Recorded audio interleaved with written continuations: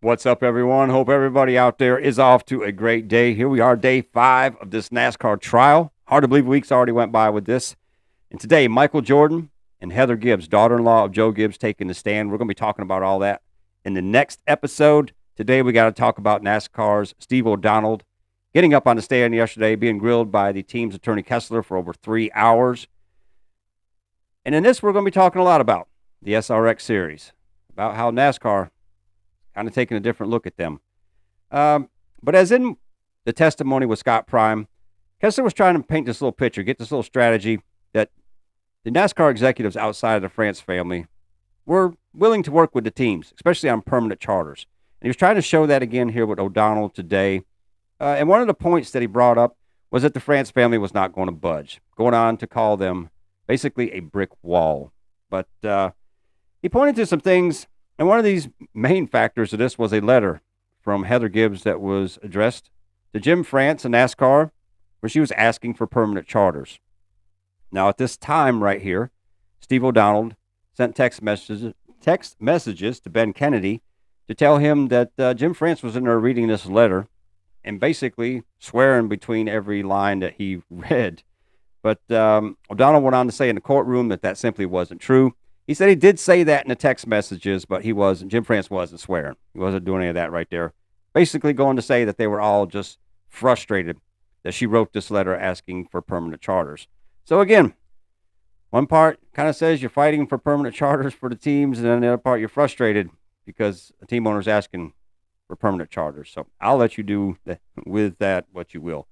But in internal texts and emails, it started showing this growing frustration that NASCAR was having right here over the resistance from the France family, and especially also vice chair, who is Lisa France Kennedy.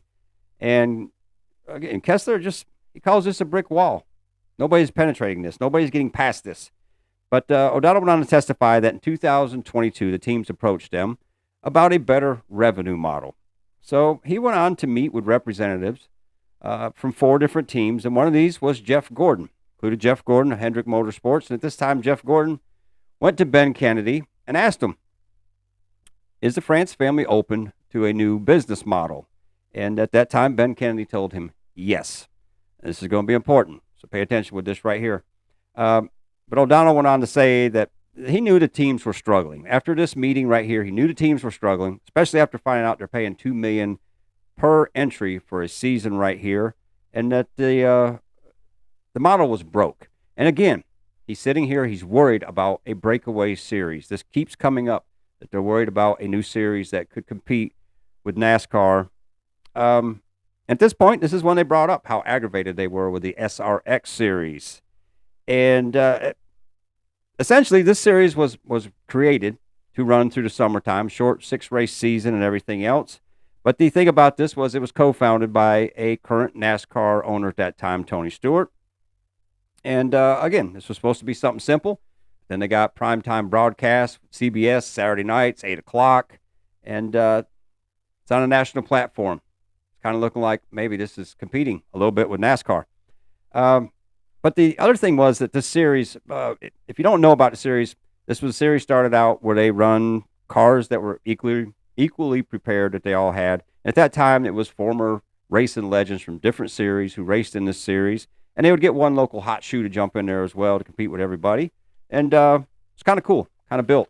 But then by the next year, the summer of 2022, the SRX Series started growing a little bit. And this is when NASCAR really became concerned, because now it was having guest drivers from the NASCAR Series coming over there to run in the SRX Series. And this was NASCAR stars. There's people like Kyle Larson, Chase Elliott, Denny Hamlin, even Bubba Wallace going over there and taking time behind the wheel. And by the following year, 2023, Brad Keselowski said, to hell with it, I'll run the whole series. So he went out there and ran all 6 races of the series. Also joining him for select races were Kyle Busch, Chase Briscoe. And then you got NASCAR's MVP, Chase Elliott, again going out there. But the cool part about this was he was racing his dad, something that got a lot of publicity, something that, hell, I loved it. I thought it was pretty damn cool.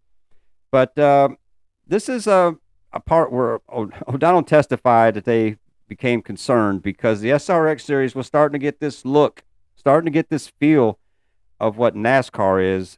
And but he also did point out at that time, this was the initial charter agreement, the 2016 agreement that ran through 2024, where drivers could run in other series like this. There was nothing restricted them from participating in any of these series, but they kind of started getting pissed when other people that were NASCAR owners started entering into this. And that was Denny Hamlin and also Justin Marks joined him over there with the series.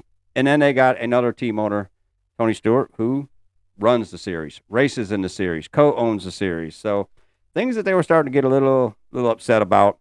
And they went on to say that they just thought, this is not supposed to be nothing like NASCAR. This wasn't supposed to be anything of this area right here. But then again, the concerns start growing. And this led to a documented conversation between Steve O'Donnell, Steve Phelps, Ben Kennedy, and Scott Prime. Pretty interesting. I'm going to tell you that. We're going to do a voiceover. I'm going to abbreviate it for time, but here you go. Justin Marks is racing SRX. Saw that too. Disappointing. They just don't get it. I'm sure it's cool for Justin to go get behind the wheel, but there's no regard for the bigger picture. And maybe that's on us for not giving them that incentive, I don't know. But you've got Marks, Chase, Tony, and Blaney racing on a network that competes against our rights holders. They outrated Xfinity in trucks last weekend. It isn't some local dirt track stuff. Actually, you have one of the voices of Fox and Waltrip, an owner of Cup Cars and Stewart, our most popular driver for years, and one of our champs' fathers, etc. This is Exhibit A that nobody gives a shit about what got them their careers. Pay them some money, and they're all in. Lots to get our arms around, but sadly any goodwill seems to be lost. So smiles all around, but behind the scenes we scheme and we win. Wait until Dale Jr. says he is running an event. Matter of time. They will go to North Wilkesboro with Jr. if we are not careful. We need to be the first back. Agreed. North Wilkesboro and Bowman Gray next year with Jr. and friends if we don't make moves. We are smarter than they are. But part of the issue is they don't have the facts and don't seem to want to take the time to learn, or maybe they just don't care. It's all about the money and feeling like they have been heard and are respected. The SRX thing is just baffling to me. Why don't they get it? Oh, they do get it.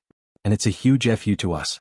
So the interesting part is following this over the next 3 years, NASCAR did, in fact, add these 2 racetracks to the schedule. And it came out to Speedway Motorsports, who basically owns various racetracks across the country right here, including North Wilkesboro, that they were looking for an SRX race in 2024. But at that point, NASCAR stepped in, said we can't do this. This is because of the agreements that the tracks have with NASCAR that they're exclusive to NASCAR.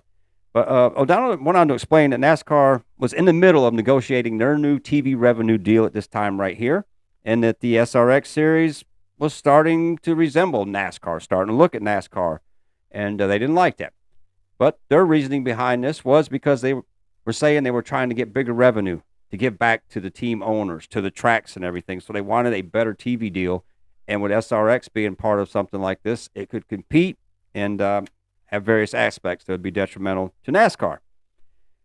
But then there was this thread right here between Steve Phelps and Steve O'Donnell on February 1st of 2023. Oh, great. Another owner racing in SRX. This is NASCAR. Pure and simple. Enough. We need legal to take a shot at this. These guys are just plain stupid. Need to put a knife in this trash series. But even with that being said, O'Donnell said this had nothing to do with the SRX Series. It was nothing to do with that these were just simply business maneuvers that they were doing. And the reason behind it was saying that, Bowman Gray, it's out here. It's been a part of NASCAR since the 50s, that the sanctioning body still is over the weekly racing series, and that the owners were looking to sell their lease right now. And here we are. We got a lot of history here. It's a good place for us to go back to. Nothing to do with the SRX Series, right? And also with North Wilkesboro, that North Wilkesboro was looking for a date on the schedule, and they simply granted them what they were asking for. So they're saying it had nothing to do with the SRX Series possibly coming to one of these tracks or competing against them. It was just simply business deals. But Kessler went on to point out that none of these changes right here took place until text mails, emails, text messages, and everything else where NASCAR started bringing up this threat of the SRX Series and being at these racetracks right here. But unfortunately for the SRX Series 2024, it never came about anyways. January of 2024, they announced that they were closing, and that was the end of that. But the thing is that it went on to show that it was very evident that these NASCAR executives were very concerned about the team owners breaking away to a new series or something like that, forming their own series. And the SRX Series, again, was a huge part of this because there was a possible scenario of the SRX Series racing at the Speedway Motorsports tracks, which there's several of them across the country, but racing 2 events there a year, plus running at Eldora, which Tony Stewart owns on the dirt, and also the possibility of Indianapolis Motor Speedway, which Roger Penske owns right there. So they were looking at this as this could really happen, and that would be bad for us. But either way, Bowman Gray, North Wilkesboro, part of the NASCAR schedule. Now, whether it had anything to do with the SRX, you be the judge of that. But O'Donnell went on to note that he had personal notes from that 2022 meeting, and this is when he met with the team owners, and he admitted at that point that the business model right now was broken, and this was basically after seeing the cost, especially of the teams, what they were incurring with $20 million a year per entry to get to the racetrack weekly here, or for the season anyway. But I also noted that in that meeting right there, that Curtis Polk brought up issuing a spending cap on the NASCAR Series. And Curtis Polk's going to come up a lot more throughout this trial. And interesting topics I think are going to get pretty deep. But they were hearing about a spending cap. So different things that are coming out through everything. But this was also the meeting where Jeff Gordon asked Ben Kennedy if the France family was open to considering a new financial model. To again, where Ben Kennedy replied, yes. But asked on the stand by Kessler to Steve O'Donnell if this was true, he simply stated, no, it wasn't. So, actually, just no. But pretty interesting. Pretty interesting stuff right here because, again, it looks like the NASCAR executives were trying to make efforts to get these teams permanent charters, but the France family did not want to budge on this. So it's almost like they're kind of using the NASCAR execs to their advantage on their side right here to show that they even thought they deserved more, but the brick wall was there. So, again, I'm going to ask you today, how do you feel about this? Anything eye-opening to you? Anything making you change your mind a little bit for either side? And who do you stand with? But, man, thanks for everybody that's watching, subscribing, commenting, everything else. It means the world. And going to be continuing to follow this, so I hope you join me with everything. But, again, Michael Jordan, Heather Gibbs' testimony coming up in the next episode. So, y'all be cool, and we'll see you at the checkered flag.